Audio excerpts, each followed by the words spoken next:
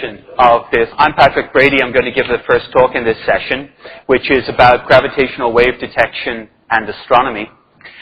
Before I start, I'd like to thank the organizers of this meeting, the Japan Society for the Advancement of Science and the National Academy of Science.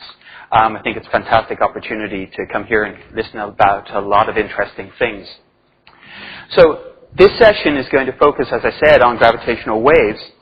And what I'm going to try and do in 15 minutes or so is give you an overview of what gravitational waves are, why it's a frontier of science, and just set up the next two speakers, Alessandro Bonanno and Masataki Okashi, to give the presentations about the sources and ultimately about the instruments that we use for detecting gravitational waves. So this slide first sets things up by reminding you that Einstein first came up with a theory of gravitation called general relativity back in 1915. And in that theory, he related what we now call the curvature of space-time being the whole universe as it exists now and as it has existed forever, to the stress energy of the material that is in it. The gravitational force itself is actually extremely weak compared to the electromagnetic force, and as a result it's kind of difficult to measure. Now you may not think that's a valid comparison when you think about the fact that we're here on Earth, and well, the electromagnetic forces typically that you interact with day to day are a little bit seem weak compared to the gravity. But then you remind yourself that, oh yeah, but I've got all of this Earth around that actually is the thing that's putting that force of gravitational attraction between you and the object, and so holding you together. Similarly, you take a magnet, two magnets, nice little bar magnets, most of us have done this as kids, and we try to push them together. When you start doing that, you really do get a sense of how much force you need to place against the two magnets in order to push them together, and they're only very, very small things. So you really get a sense of the difference in scale of the forces. Now, according to Einstein, the one part of his theory that's really, really important is that he said that material bodies move along special curves that are determined by the curvature. And so his equations, which I sometimes put up a cartoon which says left-hand side equals right-hand side, which is curvature equals matter, his equations tell you that the curvature of space-time, that the matter tells the space-time how it should curve, but then they relate back, and the space-time tells the matter how to move. And that interaction is what's critical to general relativity as a theory of gravity. Very soon after he had come across the equations, which are now known as his general theory of relativity, Einstein wrote a paper about gravitational waves. That was back in 1918. And he showed that his equations, the equations that he had discovered, predicted gravitational waves. Okay? They actually predicted gravitational waves. I'll say a little bit more about what they are right in a moment, but I want to stress one point as we go through this session, and that is that as yet we have not directly observed gravitational waves. 2007, right? So a long time since they were first predicted. The basic idea of Einstein's field equations, as I stated it on the previous slide then, tells us the following story that we can imagine and understand. When matter moves or changes its configuration, then the gravitational field associated with that matter changes. And the changes that occur propagate outward from the material body at the center as ripples in the curvature of space-time, so as a gravitational wave. And that's the fundamental thing that is behind the generation of gravitational waves. It's the fact that the theory tells you that effects associated with changes in the matter configuration propagate at a finite speed, the speed of light. Now, I also like to sort of throw up a little recipe for gravitational waves at this point to try and explain how you might go about generating them. So the first thing is, the ingredients are really simple. You just grab yourself any matter that you can. Doesn't matter what it is. Just get it together. Then what you do is, you take it, and you can compress as much as you can into a really, really small space, and it's the more matter into the smaller space, the better. The second thing is you want to make sure it's lumpy. So the lumpier, the better for the matter. And the easiest example that I can give you is to think about two lumps at the end of a bar, and you have some sort of a dumbbell shape. And I have my favorite demo of this, which is you now have this nice dumbbell shape. It's just got a stick and two little balls on the end of it, right? And it gives you the shape of a dumbbell. Now, when it's just sitting there in a nice stationary configuration, it generates a gravitational field, but it doesn't have any propagating pieces of it. But what you do next is you take that matter and you rotate it very, very quickly, and the faster the better. So, for example, I take this and I start spinning it around like so, and I generate gravitational waves. And I'm not going to try and do any fancy tricks. It was not my forte in school. But the fact is you spin it around and you generate gravitational waves. Now I'm going to show you one aspect that's kind of interesting, and that is that I just said I was generating gravitational waves when I did that.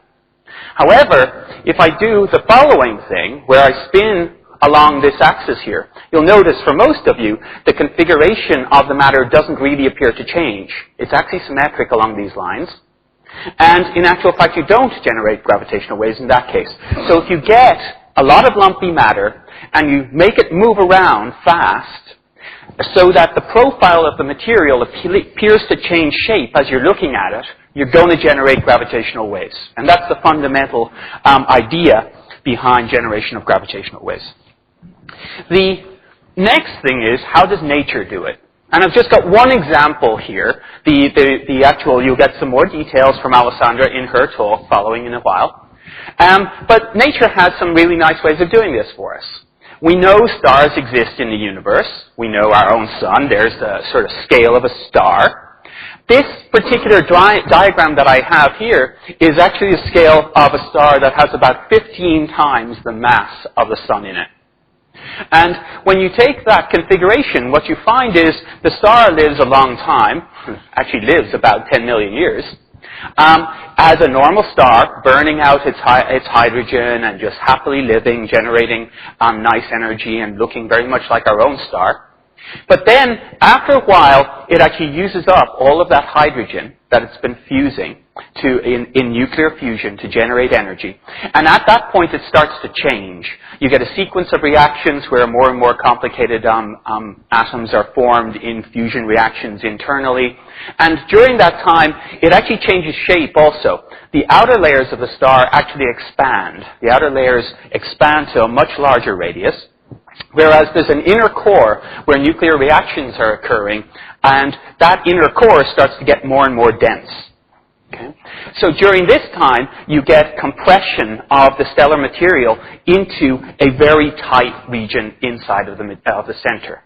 And eventually, as a sequence of nuclear reactions come to completion, what you find is that the core gets more and more dense as time goes by, and eventually it gets to a point where it cannot fuse the material inside of it, iron, any further to form more dense elements. And at that point, you find a situation where the iron core typically, and we don't understand the full details of this, but somehow you get a collapse that starts to initiate, and you get a bounce initiating, which then sends an explosion outwards from that central core. And you see what is a supernova explosion. And the supernova explosion, the piece that generates gravitational waves, the piece that shakes the matter violently, lasts for less than a second. It's just a very rapid explosion, and it's the material in the core that actually is going to generate the gravitational waves, which is most of the material in the star.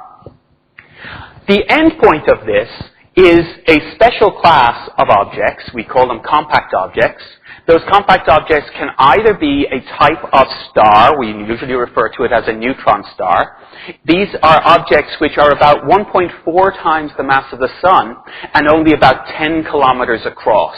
So that gives you about an idea of the density of these objects. They are extremely dense objects, and they can actually exist stably. On the other hand, if the initial star is too massive, much more than 15 solar masses, you will get into a regime where a black hole may form. And a black hole, Alessandro will tell you more about what a black hole is, or you can ask more questions in the question and answer session. So I'm not going to say a lot more about this, but nature, as you can see, provides a mechanism by which to get the matter together, compress it to a dense state, shake it violently, and therefore generate gravitational waves. The other point I want to make is that nature also then often can actually use some of the products of this evolution, including the black holes themselves or neutron stars, or even the Big Bang itself to generate gravitational waves. And just to give you the example, again, Alessandra will talk more about this as time in her talk. If you imagine that these two tennis balls represent the two neutron stars, and the rod between them is not actually a physical rod, but the gravitational force holding them together, then if they're orbiting around each other, you notice that the shape changes just as I predicted before, and so they'll generate gravitational waves. And those particular type of objects we know to exist, even though we have not observed the gravitational waves from them before. The physical effects of gravitational waves are actually reasonably easy to understand. The first thing is, let me tell you a little bit about their properties. They propagate at the speed of light. I've already mentioned that. They stretch and squeeze the space through which they pass. And there are, this is a technical term, but there are two polarization states, two different types of physical effects. If you imagine a gravitational wave that is propagating into the screen through this room, and you imagine that this snapshot here represents a ring of particles sitting out in empty space with the gravitational wave about to propagate through, as the gravitational wave passes, it produces distortions of this ring such that the initial radius, the initial separation between the center and points on it, decreases in one direction, stretches in the other. At half the period it's back to a circle. You get the elongation and compression occurring in the opposite direction after 3/4 way through the period, and then back to the period itself. And I have just a little cartoon which shows this effect as a gravitational wave would pass.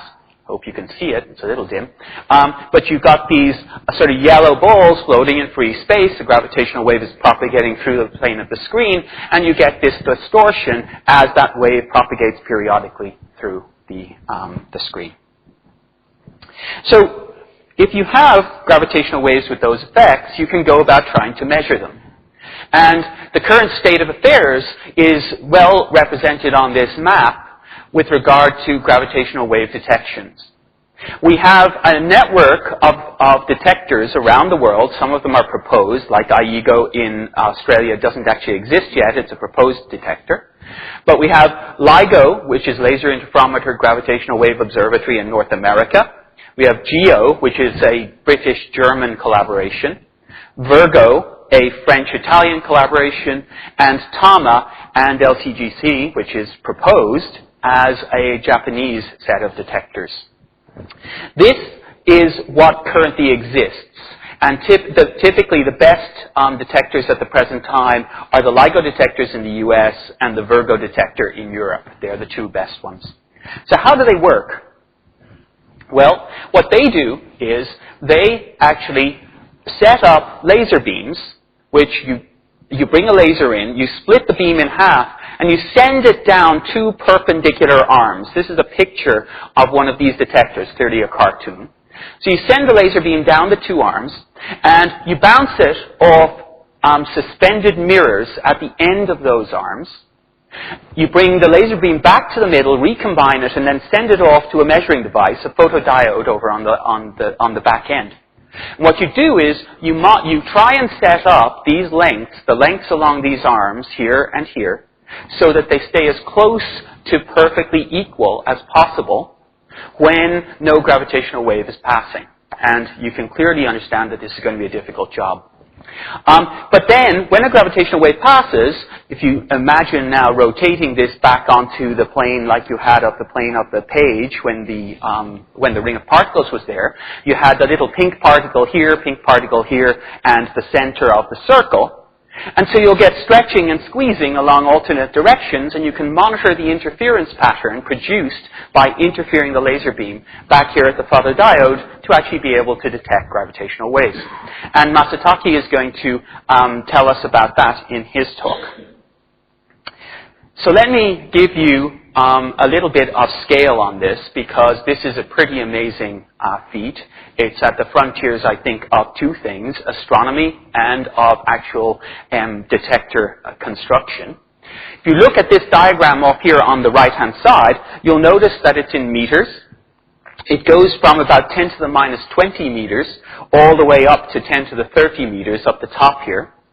And it talks about various different scales. So, for example, the size of the universe up here, somewhere around 10 to the 25 meters. Okay. The distance to one of the biggest clusters of galaxies that we have is out here, okay, which is at 10 to the, I have to get this right, 10 to about 23 meters. Okay. You come on down and you start to get to various scales in the universe which make sense. So, for example, you have the radius of the Earth sitting in here. You have the radius of a neutron star, about 10 kilometers, sitting in here. You're down to 1 meter. That's good. You keep on coming down. You notice that's the wavelength of light sitting in here, about 700 nanometers. You keep on going down. You get to the size of an atom. Keep on going down, you get to the size of a proton, and eventually you get to the actual distance change measurement, that change in the size, in the length that was indicated on the cartoon a little while ago, that you need to be able to measure if you're going to see gravitational waves. It's somewhere just above 10 to the minus 20, about 10 to the minus 23, 24 or 25. So the target is to measure changes in the length of the arms, divided by the total length of the arms, that's this quantity h, the strain, of order 10 to the minus 21. Okay. And so you can see why the technology that's needed to do this would actually be very, very extreme. I want to point out the different type of science that we hope we can do with gravitational waves. The first is, of course, that we would provide a direct verification of two, actually, of the most dramatic predictions of Einstein's theory, we believe. The first is the existence of gravitational waves themselves, a very fundamental observation and prediction of GR.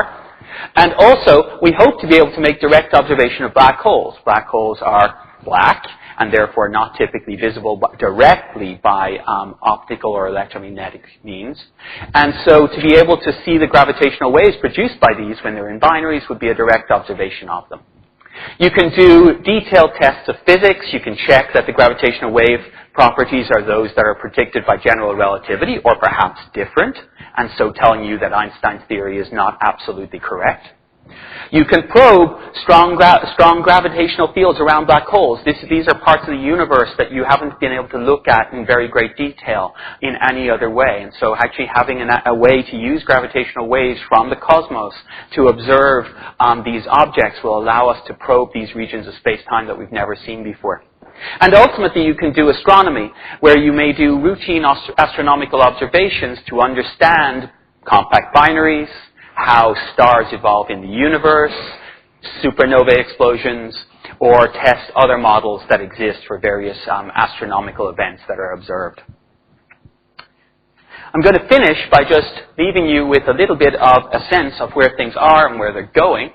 The current generation of gravitational wave detectors, based on our knowledge of the universe, make it that they're sensitive enough to make detections possible, but it's not very likely. There just aren't enough strong gravitational wave signals occurring in the cosmos to be detectable by these instruments at the present time with about a year of looking.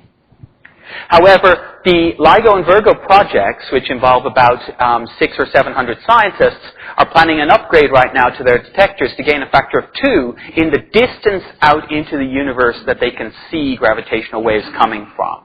And that increase in range actually starts to get you into that regime where it's really starting to get where you hope you'll be able to see things. But all of the groups involved have plans to bring online upgraded detectors by a factor of 10 improvement in the distance out into the universe that they would be able to see by the early part of the next decade.